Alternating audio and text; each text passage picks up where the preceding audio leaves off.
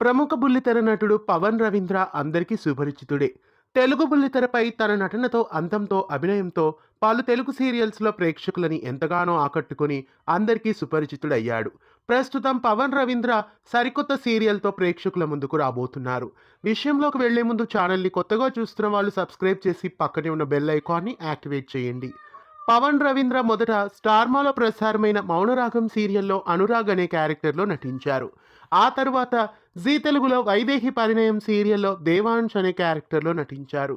దేవాంశ్ క్యారెక్టర్తో ప్రేక్షకుల నుండి ఎంతో ఆదరణ తెచ్చుకున్నారు పవన్ రవీంద్ర. ప్రస్తుతం తమిళంలో మిస్టర్ మనైవి సీరియల్లో నటిస్తున్నారు.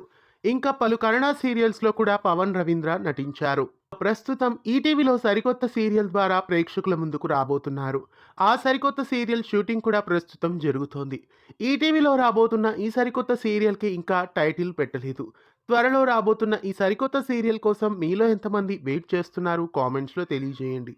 పవన్ రవీంద్ర సీరియల్స్ గురించి మీ అభిప్రాయాన్ని కామెంట్స్‌లో తెలియజేయండి.